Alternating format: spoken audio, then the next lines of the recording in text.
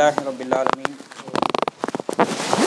ஸலாத்து வஸ்ஸலாமு அலா சய்யிதில் முர்ஸலீன் வ அலா ஆலிஹி வ அஸ்ஹாபிஹி அஜ்மஈன். அம்மா பஅத். ஃபக்கத் क़ால அல்லாஹு தஆலா ஃபில் குர்ஆனில் கரீம் பஅத அஊது பில்லாஹி மினஷ் ஷைத்தானிர் ரஜீம். பிஸ்மில்லாஹிர் ரஹ்மானிர் ரஹீம். இன்னல்லாஹ ஹுவ ரஸ்ஸாக்கு ذுல் குவ்வத்தில் மத்தீன். وقال أيضا وَاعْلَمُوا أَنَّ اللَّهَ عَلَى كُلِّ شَيْءٍ قَدِيرٌ.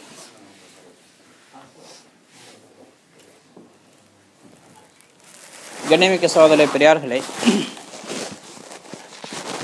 அல்லாஹு தாலா அனைத்தையும் படைத்தவன், அனைத்துக்கும் சொந்தக்காரன். அனைத்துடைய ஆட்சி அதிகாரம் அல்லாஹ்வுடைய கையில் தான் இருக்குது.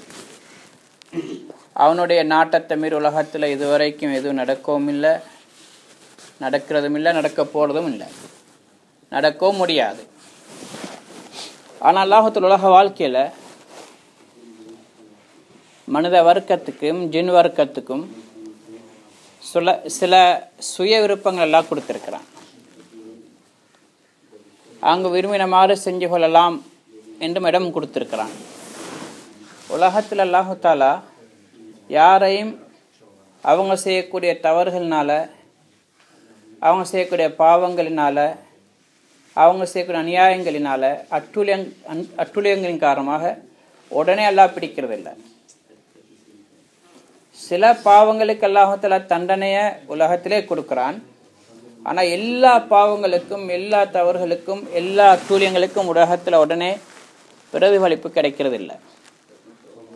நபி ஸல்லல்லாஹு அலைஹி வஸல்லம் சொன்னாங்க, 2 பாவங்கள் அதுக்கு அல்லாஹ்வுத்தாலா அவனுடைய தண்டனையை மறுமையில சேமித்து வைத்திருக்கிறதோட உலகத்திலையும் அதுக்குள்ள தண்டனை அல்லாஹ் கொடுக்குறான். அது ஒன்று அநியாயம், இன்னொன்று உக்கூக்குல் வாலிதைன், பெற்றோர்களை துன்புறுத்துறது, நோவினை செய்வது. அதுக்குள்ள தண்டனை அல்லாஹ் உலகத்தில் கொடுக்குறான். ஆனால் இதெல்லாம் எத்தனையோ தவறுகள், பாவங்கள், குற்றங்கள் மனித உலகத்தில் செய்கிறான். அதனுடைய தண்டனைகள் உடனேக்குடனே உலகத்தில் கிடைக்கிறதில்லை. அநியாயத்துடைய பிரதிபலிப்பும் உடனே அல்லாஹ் கொடுக்கணும் கட்டாயம் இல்லை. அது அடுத்த வருஷம் கிடைக்கலாம், அதுக்கு அடுத்த வருஷம் கிடைக்கலாம், அல்ல மௌத்துக்கு முன்னாடி எல்லாம் கொடுத்துடுவான்.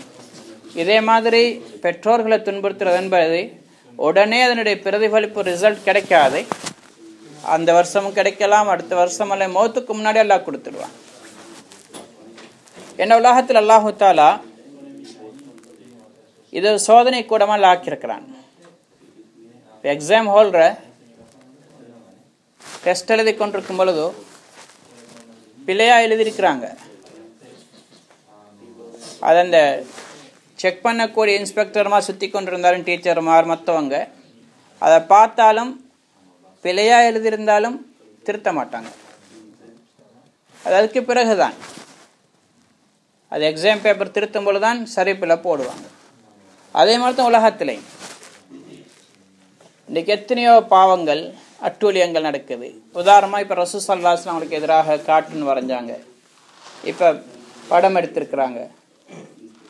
இது மாதிரி எத்தனையோ சம்பவங்கள் ரசூலுடைய காலத்தில் நடந்துச்சு, அதுக்கு பிறகு நடந்தது. இப்போ நாங்கள் அதுக்கு எதிராக ஆர்ப்பாட்டம் நடத்துகிறோம். இது தவறல்ல, அது எங்களுடைய முஹப்பத்தை வெளிப்படுத்துறதான்.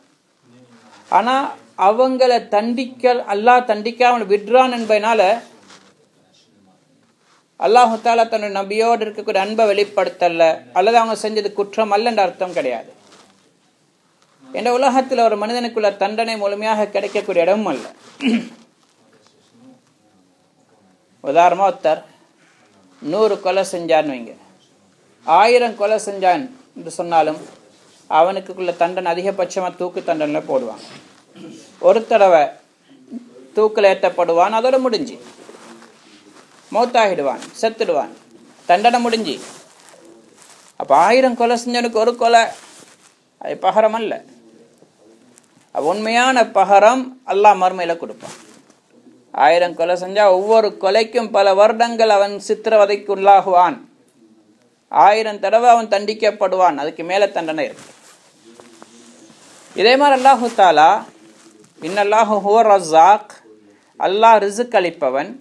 ரிஸ்க் என்று சொன்னால் ஒரு மனிதன் பிறந்தத்திலிருந்து மௌத்தாகும் வரைக்கும் உள்ள எல்லா தேவைகள், உடை, உணவு, இதே மாதிரி எங்களோட தண்ணீர், பானங்கள் அருந்துறதுக்கு தேவையானது, சுவாசிக்கிற காற்று, இதே மாதிரி இருப்பிடம், வாகனங்கள் எது எங்களுக்கு தேவையோ அது எல்லாம் ரிசுக்கில் சேர்ந்து பிறந்தத்திலிருந்து மௌத்தாகும் வரைக்கும் இது அனைத்தையும் கொடுக்கறது யாரு? அல்லாஹு தான்.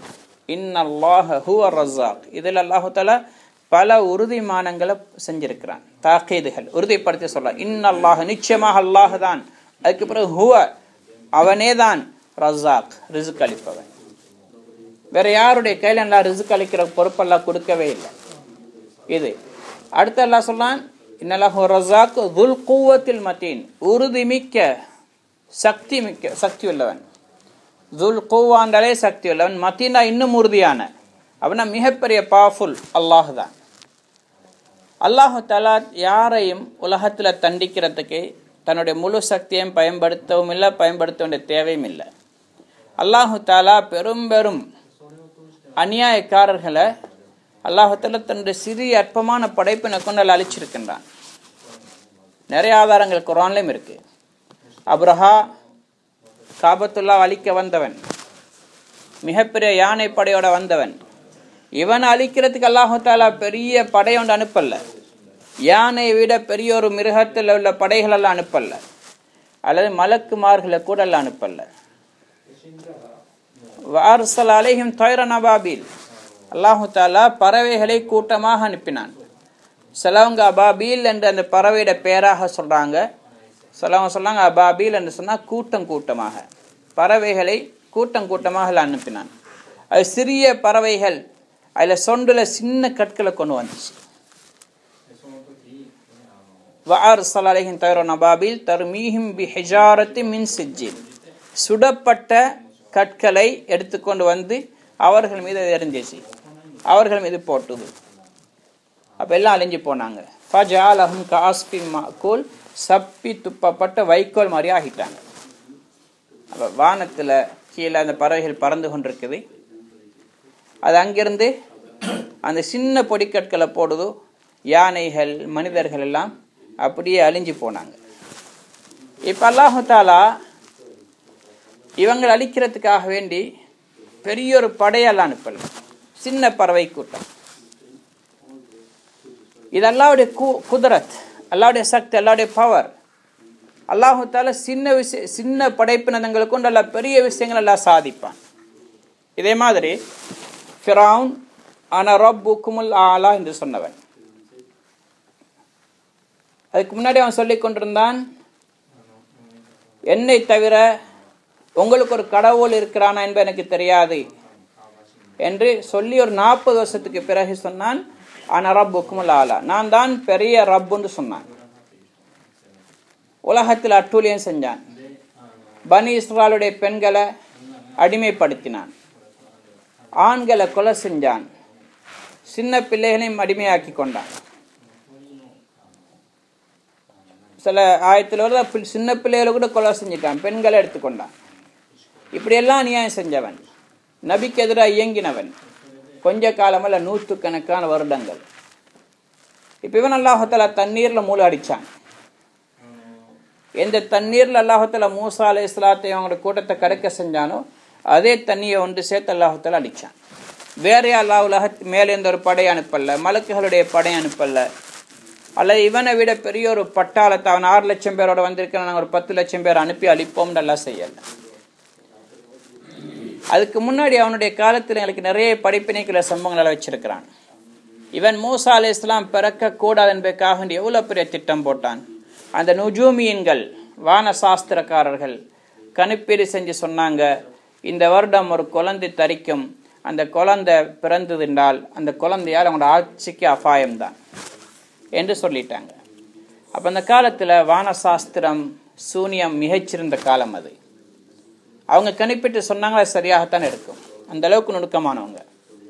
அப்போ அவன் சொன்ன உடனே இந்த சூனியக்காரர்கள், அந்த வானசாஸ்திரக்காரர்கள் அவன் நம்பிட்டான், உண்மையுமே தான். இப்போ என்ன செஞ்சான், அவங்க சொன்னாங்க கணிப்பீடு செஞ்சு இந்த இரவுல ஆண்களும் பெண்களும் கணவன் மனைவி ஒன்று சேரும் போல அந்த குழந்தை தரிக்கும். இப்போ என்ன செஞ்சான், பெண்களை வேறையா பிரிச்சான், ஆண்களை வேறையா பிரிச்சான். இந்த குழந்தை உருவாக கூட என்பதற்காக வேண்டி அல்லாவுடைய ஏற்பாடை பாருங்க.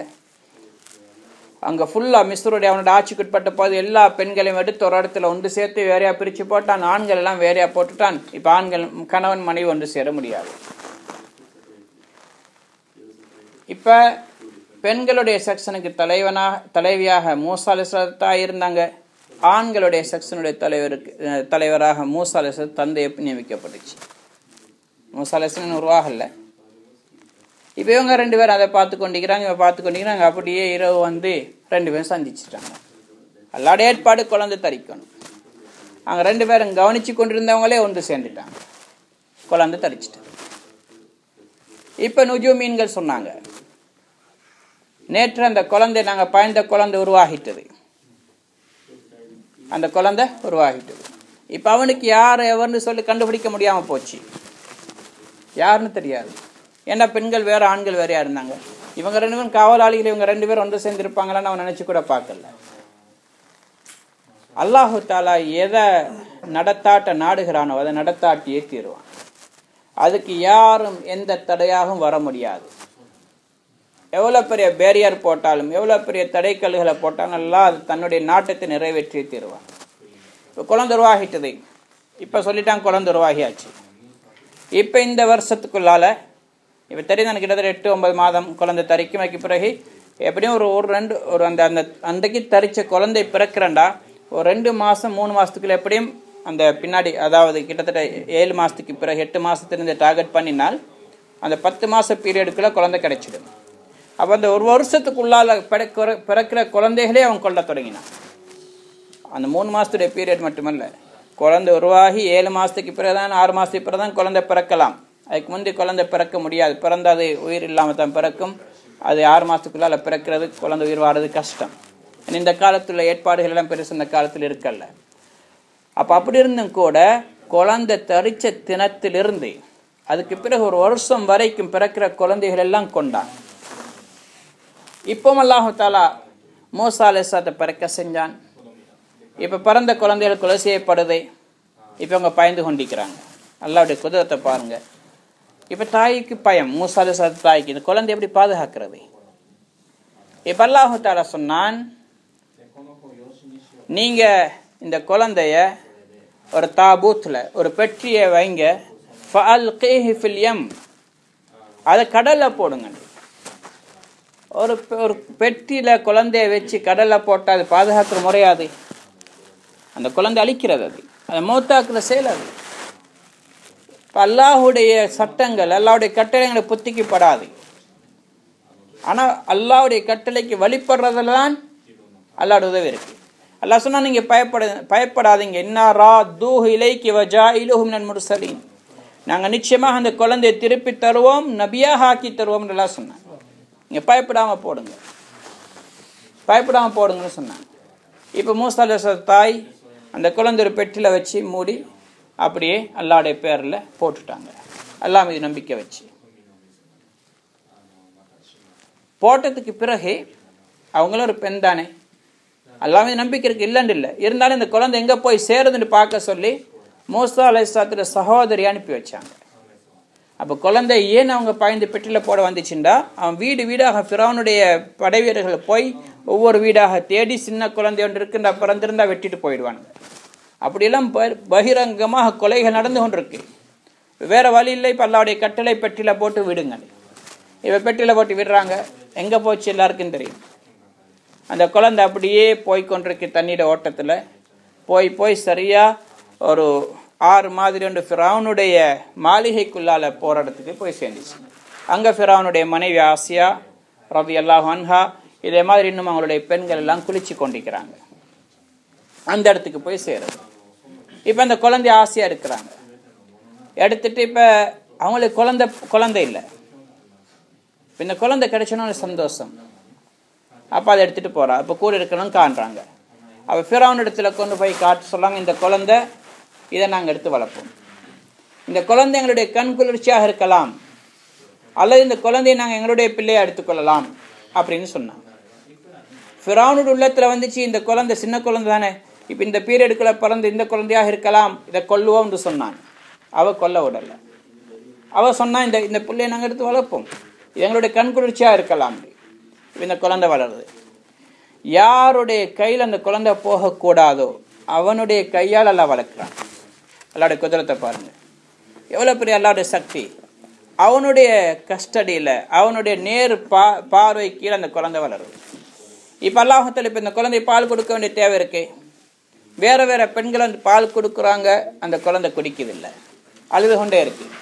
அவள் மூசா அலைஹிஸ்ஸலாத்து சகோதரி அவள் வாரா, அவள் வந்து சொல்கிறா, எனக்கு ஒரு பெண் ஒன்று தெரியும், அவள் சில நேரத்தில் அவட்டு இந்த புல்லை பால் குடிக்கலாம் அப்படின்ட்டு. அப்போ கூட்டிகிட்டு வாங்க. யாரை கூட்டிகிட்டு வராங்க? மூசா அலைஹிஸ்ஸலாத்து தாயே கூட்டிகிட்டு வராங்க. இப்போ அந்த குழந்தை பால் குடிக்குது. மூசா அலைஹிஸ்ஸலாமோட தாய் அது தாயிட்ட பால் குடிக்குது. இப்போ இவன் என்ன செய்கிறான்? நீங்கள் அவங்ககிட்ட மட்டும் தான் அந்த புல்லை பால் குடிக்குது, அப்போ நீங்கள் எந்த நாள் வாங்க வந்து பால் கொடுத்துட்டு போங்க, ஒரு நாளைக்கு 2 நேரம் 3 நேரம் தேவையான நேரத்துக்கு வாங்க, உங்களுக்கு வேற சேலரி வேறு கொடுத்து சம்பளம் கொடுக்கப்பட்டுச்சு. தன்னுடைய குழந்தைக்கு அவனுடைய மாளிகையில், ஃபிரௌனுடைய மாளிகையில் வச்சு அல்லாஹ் தஆலா அந்த ஃபிரௌனுடைய மூசா அலைஹிஸ்ஸலாம் தாய் மூலமாக பால் குடிப்பாட்டி வேறைய காசையும் அல்லாஹ் தஆலா கொடுத்து இப்போ குழந்தை வளருது. அப்போ அவனுடைய புத்தி வேலை செய்யலை. இவோட புள்ளியாக இருக்கலாமோ என்று கூட அவன் யோசிக்கலை. எல்லாம் யோசிக்க விடலை. ஏன்? மூளை இருக்குது. நாங்கள் நினைக்கிற மாதிரி, எங்களை நினைச்ச மாதிரி மூளையை பாவிக்கலாது. ஒரு லிமிட் தான். அல்லாஹ் தஆலா எங்கே அதை நிறுத்துறான்னு அங்கே மேலே மூளை ஓடாது. இன்றைக்கு எத்தனையோ விஷயத்தை நாங்கள் ஃபெயில் ஆகிறோமே, எத்தனையோ நாங்கள் போட்ட திட்டங்கள் அப்செட் ஆகுது. என்னென்னு பார்த்தா சின்ன ஒரு மிஸ்டேக் தான். எல்லாம் சரி, ஒரு சின்ன ஒரு மிஸ்டேக்கில் நாங்கள் தோல்வி அடைஞ்சிட்டோம், ஃபெயில் ஆகிட்டோம். எங்களோட அப்ளிகேஷன் ரிஜெக்ட், ஒரு சின்ன ஒரு மிஸ்டேக்.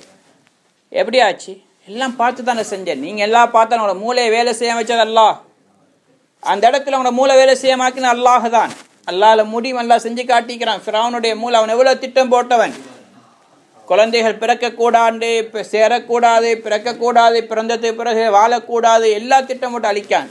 ஆனால் அல்லாஹு தாலாவுடைய திட்டம் அதை விட கூடியது. அது அல்லாஹு தாலா வேலை செய்ய வச்சான். ஃபிரௌனுடைய மூளை அந்தந்த இடங்களில் வேலை செய்யலை. பல சந்தர்ப்பங்கள், நிறைய விசாலமான விரிவான சம்பவம், அதை நான் சுருக்கமாக சொல்கிறேன். இப்போ அல்லாஹ்வுடைய குதிரத்தை பாருங்கள். அல்லாஹு தாலா அவனுடைய வீட்டில் வளர்த்துறான்.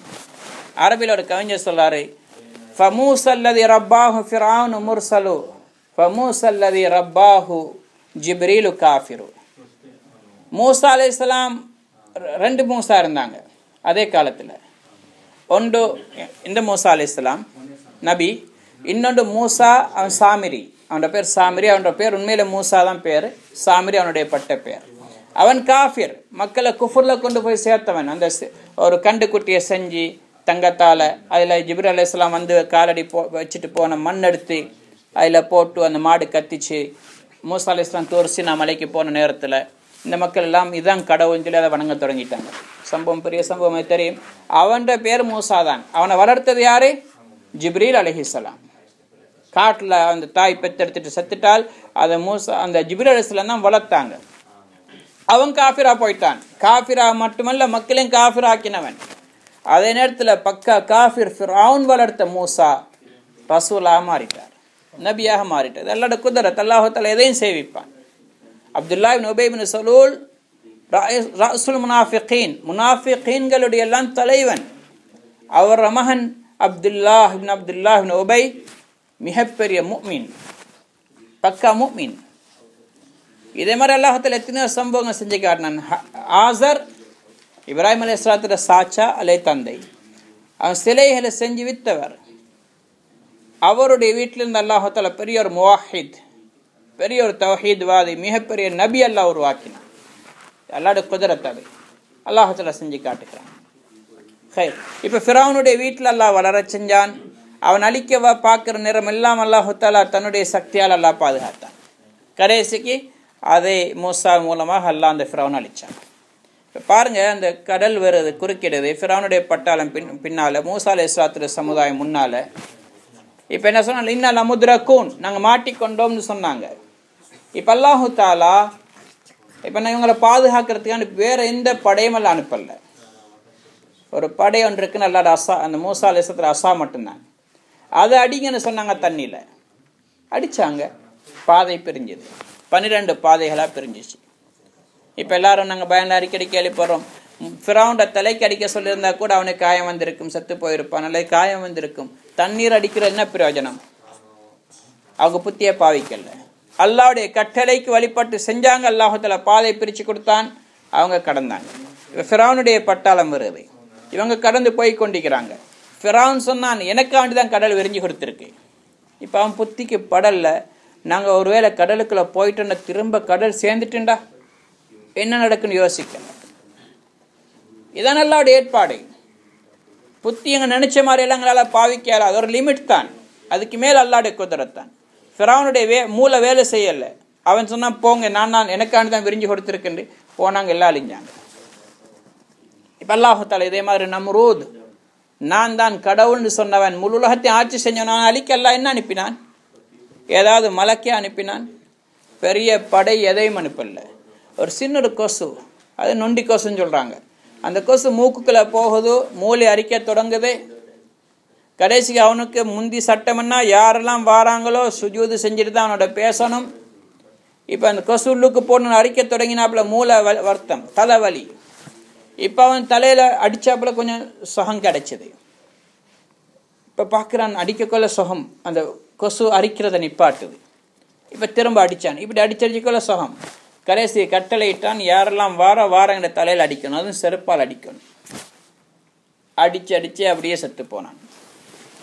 சகோதரி பெரியார்களே, அல்லாஹுடைய குதிரத் ஆச்சரியமானது.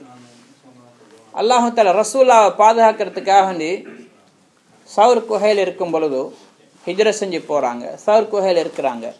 இப்போ குகைக்குள்ளே இறங்கி இருக்கிறாங்க ஹதரத் அபூபக்கரும் ரசூல்லாவும். ரசூல் ஸல்லல்லாஹு அலைஹி வஸல்லம் எவ்வளோ பெரிய உயர்ந்தவங்க, எவ்வளோ பெரிய கண்ணியமிக்கவங்க. இப்போ இவங்களை பாதுகாக்க கூட எல்லாம் மலக்குகள் அனுப்பலையே. அல்லாஹ் என்ன அனுப்பினான்? ஒரு சிலந்தி வலையும் ஒரு புறா கூடு கட்டிச்சு, அது முட்டையிட்டது, அவ்வளோதான். இதை வச்சு அவங்க விளங்கினாங்க, இந்த இடத்துல மக்கள் வந்திருக்க முடியாது. சிலந்தி வலை பின்னி அதில் புறா கூடு கட்டி முட்டைன்னா ரொம்ப வருடங்கள் எடுத்திருக்கணும். அப்போ இந்த குகைக்குள்ளால் யாரும் போகிறதுக்கு சான்ஸே இல்லை.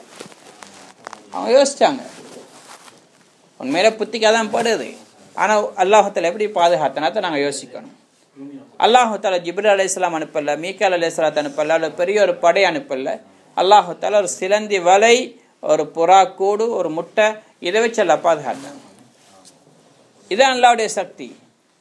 அல்லாஹுத்தாலா நிறைய சம்பவங்கள் அல்லாஹுத்தாலா செஞ்சு காட்டினான். சின்ன சின்ன பொருள்கள், சின்ன சின்ன உயிரினங்கள், சின்ன சின்ன விஷயங்களை கொண்டு எல்லாம் பாதுகாக்கிறோம். இதுதான் அல்லாஹ்வுடைய சக்தி. நிறைய விஷயங்களுக்கு பேசி முடிக்காது அல்லாஹ்வுடைய பவர். அதை நாங்கள் இன்றைக்கி விளங்கணும். அல்லாஹ்வுடைய சக்தியை நாங்கள் விளங்கிட்டோண்டா அல்லாஹுக்கு வழிபடுறது லேசி. அல்லாஹ் ஒரு சத்தம் அனுப்பினா போதும், ஒரு காற்று சின்ன ஒரு பகுதியை திறந்துட்டா போதும், இன்னைக்கு முழுவதும் அல்லாஹ் அழிச்சிடுவான். ஆது சமுதாயம் எவ்வளோ பெரிய கூட்டத்தினர், நஷத்து மின்னா கூவா, எங்களை விட சக்தி மிக்கவங்க யார் இருக்கிறாங்கன்னு கேட்டுக்கொண்டிருந்தவங்க, அவங்களை அழிக்கிறதுக்கு எல்லாத்துல என்ன செஞ்சான்? தன்னுடைய காற்றுடைய ஹசானா, பொக்கிஷார காற்றுடைய பொக்கிஷம், அதிலிருந்து ஒரு மாட்டுடைய மூக்கணாங்கயிறு நுழைக்கக்கூடிய அந்த மூக்கோட்டை இருக்கே, அந்த அளவுக்கு காற்றெல்லாம் திறந்து விட்டான்.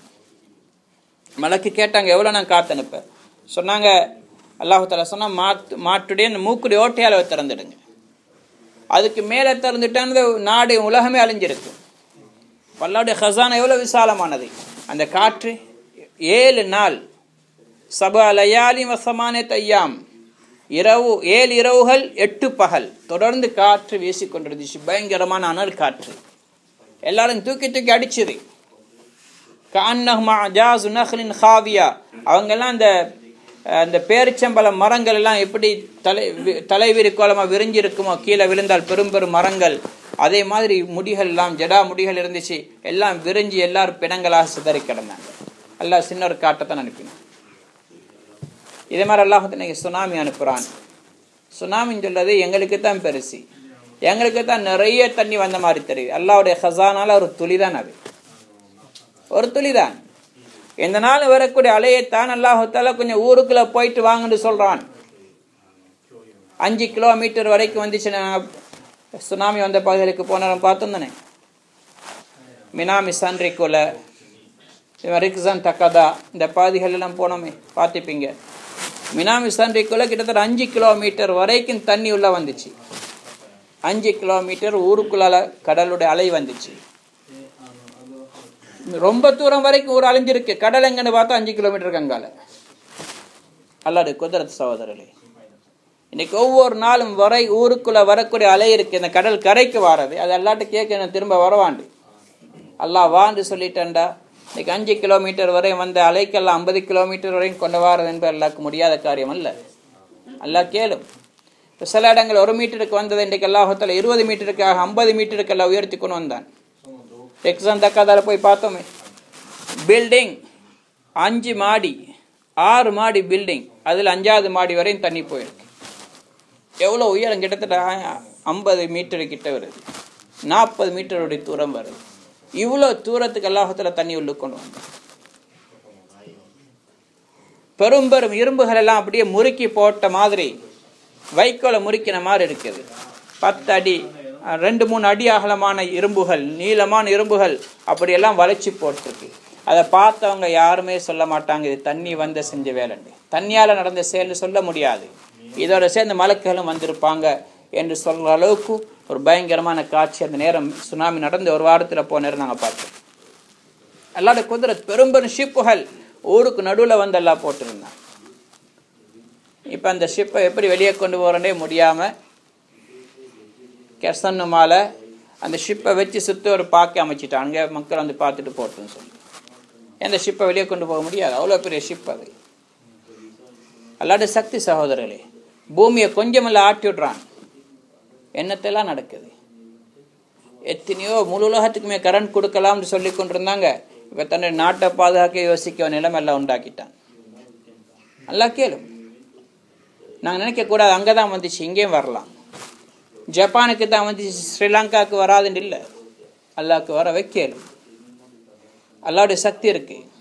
மழையை நிப்பாட்டினாலும் பிரச்சனை, கூட பொழைய வச்சாலும் பிரச்சனை. வெயில் இல்லாட்டியும் பிரச்சனை, வெயில் கூட்டினாலும் பிரச்சனை. அல்லாஹ்வுடைய கையில் இருக்குது. இதெல்லாம் அல்லாஹ்வுடைய குத்ரத். நான் நினைக்க கூடாது இன்னைக்கு அந்த நாடு செய்கிறான் இந்த நாடு செய்கிறான். எந்த நாடும் அல்லாஹ்வுக்கு தூசு தான் சகோதரர்களே. பெரும் பெரும் அரசன், பெரும் பெரும் நாடுகள் அழிச்சவன். இன்றைக்குள்ள நாடுகள் அழிக்கலதா? அவனுக்கு கேளும். ஆனால் அல்லாஹ் விட்டு வைக்கிறான். அல்லாஹ் அவகாசம் கொடுத்திருக்கிறான். ஏன்? இந்த உலக வாழ்க்கை ஒரு சோதனை தான். இங்க செய்யற பாவங்களுக்கெல்லாம் கூலியும் கிடைக்காது, செய்யற நன்மைக்கும் உடனே கூலி கிடைச்சிடாது. ஆனால் சகோதர பெரியார்களே, உண்மையான வாழ்க்கை மௌத்துக்கு பிறகுதான். நாங்கள் உலகத்திலே வாழ்க்கையில் எங்களை அல்லாஹ்வை நம்பி நாங்கள் வாழணும். இன்றைக்கு இஸ்லாத்துக்கு எதிராக நிறைய திட்டங்கள் தீட்டப்படுது. இன்னைக்கு விதவிதமா இன்னைக்கு அவங்க என்ன நோக்கத்தில் செய்கிறாங்கன்னு தெரியல. முஸ்லீம்கள் அதாவது வெறியர்களா, தீவிரவாதிகளா, பொறுமை இல்லாத மக்களான்னு சோதிக்க செய்கிறாங்களா, அல்லது முஸ்லீம்கள் கோழைகளா இருக்கிறாங்களான்னு பார்க்கறதுக்கு செய்கிறாங்களான்னு தெரியல. இன்றைக்கி கார்ட்டூன் வருது. 2007 வந்துச்சு நோர்வேல, இப்போ டென்மார்க்கில். இப்போ இன்றைக்கி 2012 படம் ரசூலா பற்றி மோசமான படம் எடுத்திருக்கிறாங்க. இப்போ நேற்று ஃபேஸ்புக்கில் போட்டிக்கிறானுங்க, குர்ஆனுக்கு மேலே ஒரு பொம்பளை 2 காலம் வச்சு கொண்டிருக்கிற மாதிரி. ஈரான்லேருந்து வருது செய்தி. ஈரான் எழுதிக்கிறான், அல்லாஹ் சைத்தான் ரசூல்லா அப்படி ஒவ்வொன்றையும் மோசமாக எழுதிக்கிறாங்க. எங்களுக்கு விரோதமான மார்க்கம் இஸ்லாம், எங்களுக்கு வெறுப்பான மார்க்கம் இஸ்லாம், எங்களோட மதமே ஈரானியன் அப்படின்னு எல்லாம் போட்டு அல்லாஹ்வாலம் யார் செஞ்சாங்கன்னு தெரியலை. ஆனால் செஞ்சவங்களுக்கு எல்லாம் அழிவை வச்சிருக்கிறாங்க. அது உலகத்தில் வரும் அல்லது மறுமையில் வரும். எல்லாத்துக்கும் தண்டனை உலகத்திலே கொடுக்கொண்டு கட்டாயம் இல்லை. நான் ஆரம்பத்திலே சொன்னேன், என்ன தண்டனை கொடுக்கக்கூடிய இடம் அல்ல இது. அவங்க ரசூலா பற்றி, சஹாபாக்களை பற்றி, நபி ஸல்லல்லாஹு அலைஹி வஸல்லம் மனைமார்களை பற்றி, இஸ்லாத்தை பற்றி நிறைய பேர் இதுக்கு முன்னாடி மோசமாக எழுதினவங்க இருக்கிறாங்க. அவங்களுக்கு இன்றைக்கு தண்டனை கொடுக்கப்படாமல் இருக்கிறாங்க. பயந்து வாழ்கிறாங்க, அது வேற விஷயம். நிம்மதி இழந்துட்டாங்க, அது வேற விஷயம். ஆனால் இது தண்டனை அல்ல. அவனுடைய தண்டனை மறுமையில் எல்லாம் எல்லாத்தையும் வச்சிருக்கிறான். இதே மாதிரி தான் இன்றைக்கு யாரெல்லாம் சம்மந்தப்படுறாங்களோ, பள்ளிவாசலை இடிக்கிறதுக்கு சம்மந்தப்படுறாங்க சில மக்கள். சிலவங்க என்ன செய்கிறாங்க, முஸ்லீம்களுடைய பெண்களுடைய பர்தா இல்லாமக்கிறதுக்கு முயற்சி செய்கிறாங்க. சிலவங்க இஸ்லாமிய அடையாளங்கள் இல்லாமக்க முயற்சி செய்கிறாங்க. சிலவங்க என்ன செய்கிறாங்க, ரசூலா பற்றி மோசமான இப்படி படங்களோ கார்ட்டூன்களோ இதை எடுக்கிறதுக்கு போகிறாங்க. இப்படியெல்லாம் நடக்குது. குர்ஆனை எரிக்கிறாங்க, குர்ஆனை கேவலப்படுத்துகிறாங்க. இதனுடைய தண்டனை எல்லாம் உலகத்தில் தான் கொடுத்தான்னு கட்டாயம் இல்லை. ஆனால் நிச்சயமாக மறுமையில் கிடைச்சே தீரும். இப்போ நாங்கள் என்ன செய்யணும்? பார்த்து கொண்டிருக்கிறதான்னு கேட்டால் ஆர்ப்பாட்டம் நடத்துங்க, ஊர்வலம் நடத்துங்கன்னு இஸ்லாம் சொல்லலை. அமைதியாக நடத்துறது வேற. ஆனால் சிறந்த வழி என்ன? நாங்கள் எல்லாம் பக்கம் முன்னோக்குறது, அல்லாஹ்விடத்தில் கையேந்துறது. அல்லாஹ்வுடைய சக்தியை மீறி உலகத்தில் எதுவுமே நடக்காது. இன்றைக்கு ஒரு விதத்தில் எதிர்ப்பு தெரிவிக்கிறாங்க முஸ்லீம்கள், ரசூலுல்லாஹ்க்கு அன்பு காட்டுறாங்கிற விதத்தில். ஆனால் அதை விட நாங்கள் என்ன செய்யணும்? இவனுக்கு தண்டனை உலகத்திலேயே கிடைக்கணும், மக்களுக்கு படிப்பினையாக இருக்கணும், மறுமையிலும் தண்டனை பெறணும்னு சொன்னால் ஒரே வழி எல்லாம் பக்கம் முன்னோக்கிறது. மனிதர்களுடைய நாடுகளுடைய எம்பசிக்கு முன்னாடி போய் அவன கவனத்தை நாங்கள் எங்களையும் பக்கம் திருப்பதை விட அல்லாஹுடைய கவனத்தை எங்களையும் பக்கம் திருப்புறது சிறந்த வழி. அல்லாஹுடைய கவனம் எங்களையும் பக்கம் திரும்பிச்சது என்று சொன்னால் அல்லாஹ் அதுக்குள்ள வழியில செய்வான். முழு நாட்டு மக்களையும் எங்களையும் பக்கம் திருப்புறது, இஸ்லாத்தின் பக்கம் திருப்புறது அல்லாஹ்க்கு லேசாகிடும். ஆனால் சகோதர பெரியார்களே, நான் சொல்ல வரேன், அல்லாஹுடைய சக்தி இருக்கே அது சின்னதல்ல. அது இப்படித்தான் சொல்ல முடியாது. அதுக்கு பெரிய ஏற்பாடு இருக்கணும் அவசியம் இல்லை. ஆயுதம் அணுகுண்டை எதிர்க்கிறதுக்கு அணுகுண்டு தான் அல்லாஹ்க்கு தேவையில்லை. அல்லாஹ்க்கு ஒரு தூசியும் போதும் அந்த அணுகுண்டு இல்லாமக்கணும். ஆயுதம் உள்ளவங்க இல்லாமக்கிறதுக்கு அல்லாஹ்க்கு ஒரு சின்ன ஒரு குருவி போதும், சின்ன ஒரு பறவை போதும், சின்ன ஒரு சிட்டுக்குருவி போதும், சின்ன ஒரு பொடிக்கல் போதும். பெரிய இன்றைக்கு இஸ்லாமியங்களுக்கு சொல்லலை, எதிரிகள் இடத்துல நிறைய ஆயுதங்கள் இருக்குன்னா நீங்க அதை விட கூடுதலாக ஆயுதங்களை தயாரிங்க. எதிரிகளுடைய அறிவு கூடுதலாக இருக்குன்னா நீங்க அவங்களை எதிர்க்கிறதுக்காக உங்களோட அறிவுகளை பெருக்குங்கன்னு மார்க்கம் சொல்லலை. எங்களுக்கு என்ன சொல்ல, உங்களோட ஈமான அமலை பெருக்குங்க. உங்களோட ஈமான் அவங்களோட எல்லா ஆயுதத்தை விட பலமானது. உங்களோட துவா எல்லாத்தையும் விட சக்தி மிக்கது. ஆனால் இன்னைக்கு எங்களுக்கு நம்பிக்கை இல்லை. அதனால நாங்களும் அந்நியன மாதிரி சொல்றோம், எங்கள்கிட்டையும் அணு ஆயுதம் இருக்கணும், எங்கள்கிட்டையும் படை பலம் இருக்கணும், எங்களோட அறிவும் பெருசா இருக்கணும். அப்பதான் நாங்கள் இன்றைக்கு இந்த சமுதாயத்தை எதிர்க்கலும். அப்படி எதிர்க்கப்ப என்ன நடக்கும்? எங்கட அறிவை விட அவன அறிவு கூட, எங்கட ஆயுத பலத்தை விட அவன ஆயுதம் பலம் கூடண்டா. ஆயுதத்துக்கு தான் சண்டை வரப்போகுது. அப்ப ஆயுதம் வெத்திடும். அறிவுக்கும் சண்டை வரும் பொழுது அறிவு வெத்திடும். ஈமானுக்கும் அறிவுக்கும் சண்டை வந்தால், ஆயுதத்துக்கும் ஈமானுக்கு சண்டை வந்தால் ஈமான் தான் வெத்தும். ஈமான மிகைக்க எதாலே முடியாது, யாராலே முடியாது.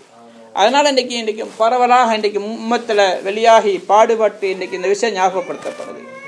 இன்றைக்கு முஸ்லீமே சொல்லாரு, வெறும் ஈமான் வெறும் தொழுகையால் என்ன செய்யலும். ஏன்னா அந்த அளவுக்கு நம்பிக்கை நாங்கள் இழந்துட்டோம் எங்களோட ஈமானுடைய பலகீனத்தினால. உண்மையான ஸ்ட்ராங்கான ஈமான், ஸ்ட்ராங்கான அமல், இதால எதையும் சாதிக்கலும். இதுக்கு வரலாற்றுல சஹாபாவுடைய காலத்துல மட்டுமல்ல, ஏனைய நபிமாருடைய காலத்துல நடந்த சம்பவங்கள் குர்ஆன்ல சொல்லப்பட்டிருக்குது. அதுக்கு பிறகு சஹாபாவுடைய வாழ்க்கையில் அல்லாஹ் செஞ்சு காட்டினான். ஈமான் அமல், இதன் மூலமாக அல்லாஹ் எங்களை தலை நிமிர வைப்பான், அல்லாஹ் எங்களுக்கு உதவி செய்வான், எங்களுடைய பிரச்சனை நிவாரணி அளிப்பான், அல்லாஹ்வுடைய உதவி நேரடியாக இறங்கும். அதுக்குள்ள ஒரு வழிதான் இது. அதனால அந்த ஈமான் அமலை நாங்கள் படிக்கிறதுக்காக வேண்டி எங்களோட வாழ்க்கையில கொண்டு வரதுக்கு நாங்கள் முயற்சி செய்யணும். தயாராகும் இன்ஷா அல்லாஹ். அவசரமா சொல்லுங்க இன்ஷா அல்லாஹ். இதை படிக்கிறேன்னு சொன்னால் கால நேரங்களை நாங்கள் கொடுக்கணும். எந்த அளவுக்கு கால நேரங்களை கொடுக்குறோமோ அந்த அளவுக்கு தான் ஈமானை படிக்க முடியும். ஒரு 4 மாதங்கள் இன்ஷா அல்லாஹ் அவசரமா போறதுக்கு யார்கிட்ட சொல்லுங்க இன்ஷா அல்லாஹ், அல்லாஹ் உதவி செய்வான்.